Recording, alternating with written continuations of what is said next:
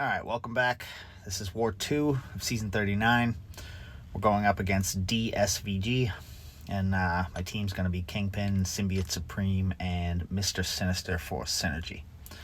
So I'm going to be starting out on Path 4, and I'm going to have a Doom for my first fight.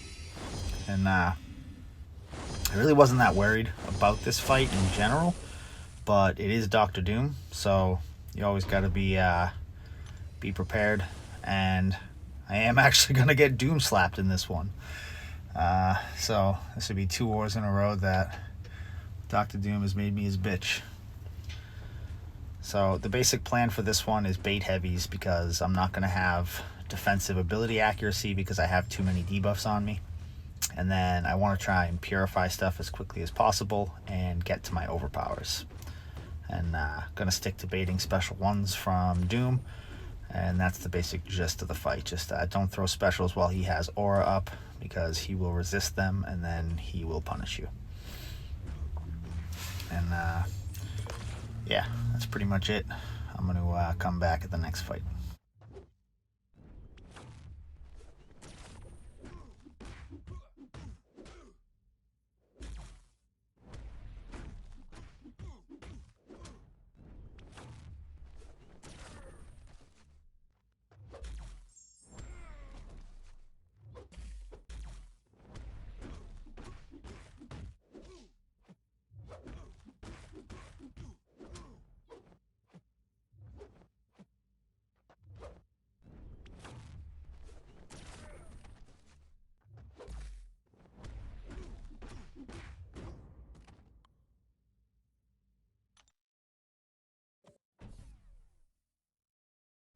Alright, next up here, I'm going to be on Path 9 in Section 2.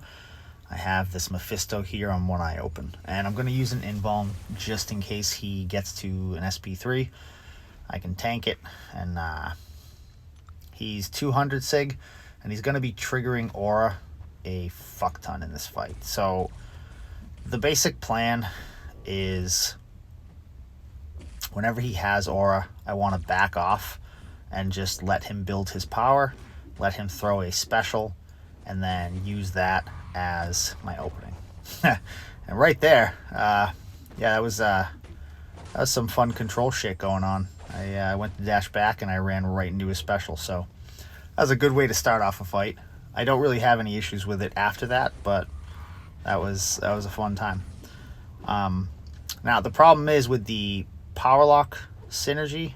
After he throws a special, if he has aura, I have to wait out the power lock before I can let his aura give him more power to let him get back up to a special. But I'm going to use the specials as my openings, and that also allows me to stay away from him while he has aura and kind of use it to my advantage. Other than that, I would have to be baiting heavies. And that's pretty much how the fight's going to go. I'm going to take a ton of damage from the aura itself. But I don't get special 3'd, so that's cool. Yeah, so I'm just going to let this one play out, and then I'll come back at the next fight.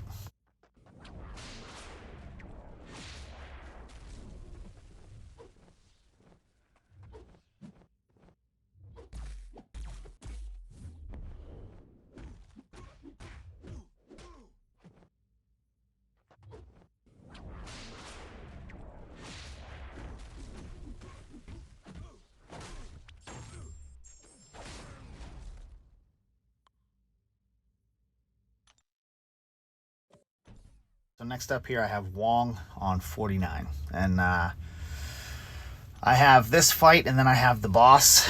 It's about somewhere between midnight and 12:30 right now. I went to bed because stuff wasn't clearing, and then I woke up to check score, and stuff was open, and I definitely should have waited till the next day to take these fights. I felt fine. I felt awake, but after watching these fights back and after taking part in them, it was pretty clear that I probably should not have fought. So that was a bad decision on my part. Now, the start of this fight is going to go pretty well.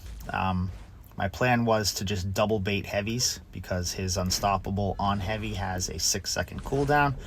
And then when he has blue spell, don't dex, right?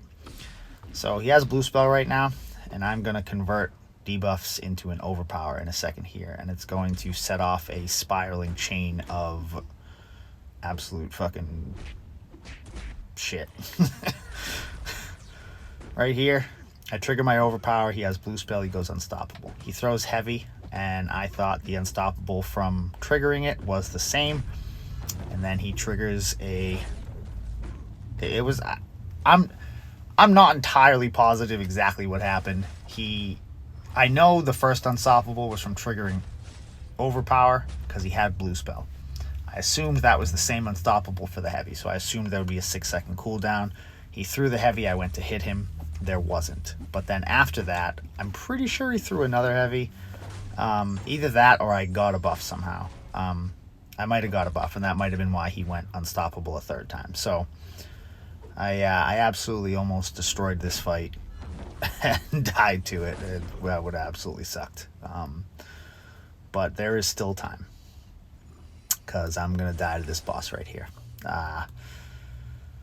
So I'm going to go for my 6 dexes at the start to become debuff immune. I'm going to miss the 6th one.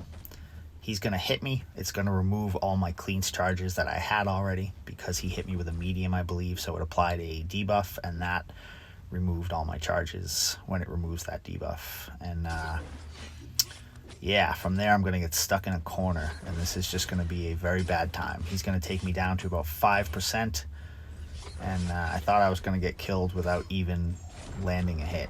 I'm going to try to climb out of it, but at some point corruption's going to expire, and he is going to get unstoppable, unblockable, and that's what's going to kill me.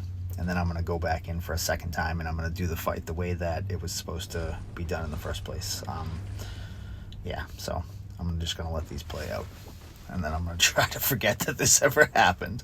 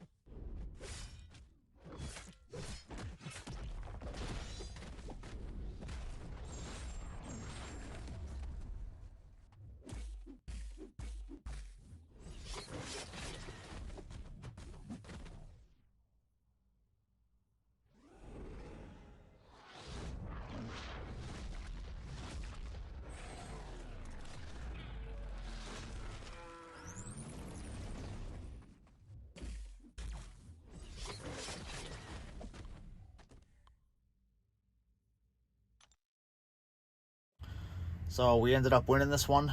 We were actually down in diversity points, so we had to beat them by at least a death, and it was pretty close until the very, very end, as it seems to go here at GT. Stuff normally doesn't come easy. It's normally pretty tense, and you find yourself staring at the war board for hours, just waiting for shit to happen. Especially when you die. Like, I don't know. You always want to see that your death didn't cost your team the war. So, at least I do. Whenever I die, I cannot stop watching the board.